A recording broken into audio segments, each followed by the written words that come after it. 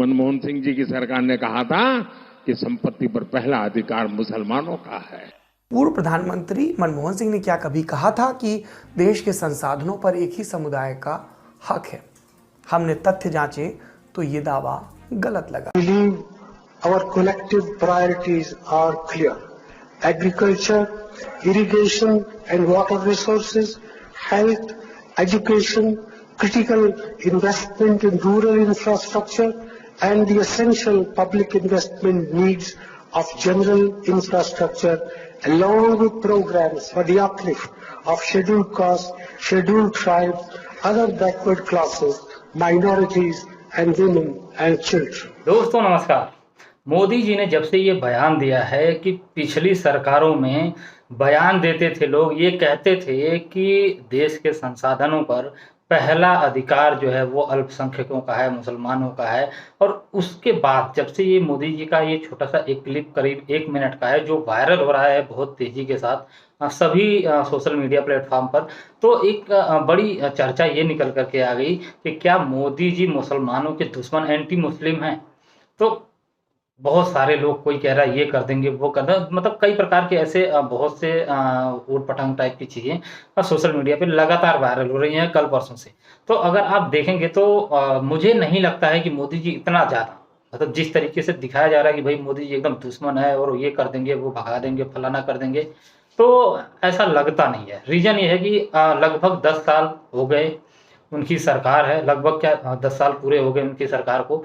तो पूर्ण बहुमत की जबरदस्त सरकार रही है। अगर वो चाहते कोई बड़ा परिवर्तन करना, कोई बहुत बड़ा कोई खेल करना तो पॉसिबल था, वो कर सकते थे, बट अभी तक ऐसा कुछ हुआ नहीं है।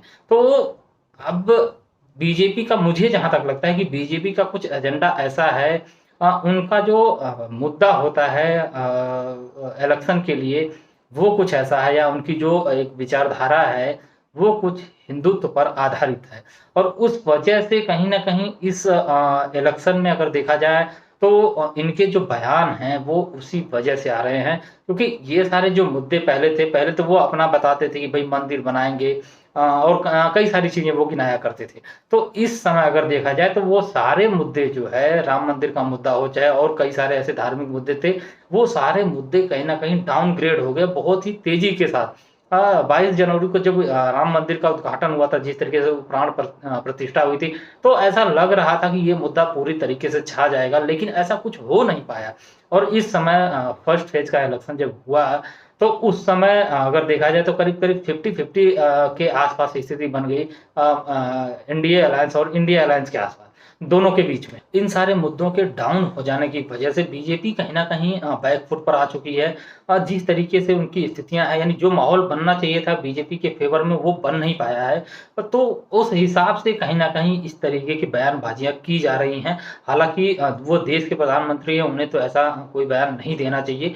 और इस पर संभवतः हो सकता है इलेक्शन कमीशन, कई सारे लोग तो इलेक्शन कमीशन पर भी सवाल उठा रहे हैं कि भाई वो इस पर क्यों नहीं एक्शन ले रहे। तो जो भी चीजें हैं बहरहाल वो अपनी अलग चीज है, लेकिन मुझे जहां तक लगता है कि इस तरीके के बयान के पीछे जो कारण है वो है कि वोटों का ध्रुवीकरण जो है वो किसी तरीके से किया जा सके, किसी तरीके से वो धार्मिक मुद्दे जो है उन्हें फिर से जगाया जा सके, उन्हें उछाला जा सके, जनता के बीच में उसे फिर से स्थापित किया जा सके।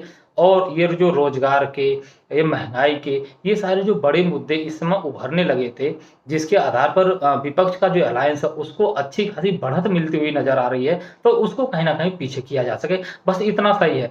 अगर इनका सचमुच में ऐसा कुछ होता कि नहीं वो मुस्लिम के खिलाफ हैं, एंटी हैं और वो बहुत कुछ बड़ा कर देंगे जिस तरीके से कहा जा रहा है, तो अगर ऐसा कुछ करना होता तो 10 साल से वो थे सरकार में, वो चाहते तो बहुत कुछ कर सकते थे, पूर्ण बहुमत की सरकार थी।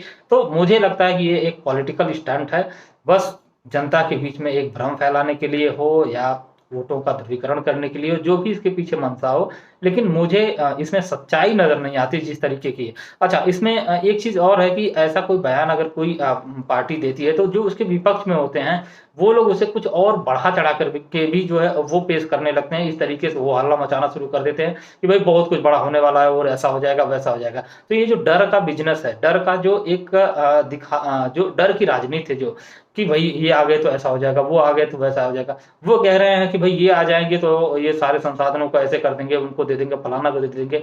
ये दोनों पक्ष की तरफ से हो रहा है, दोनों एक दूसरे को कहीं ना कहीं जनता के बीच में ये फैलाने की कोशिश कर रहे हैं कि वो आ जाएंगे तो उसी वजह से जनता का नुकसान हो जाएगा, और इसके आधार पर कहीं ना कहीं वो वोटों को ध्रुवीकरण करने की कोशिश कर रहे हैं। बस इतना सा ही नजर आता है।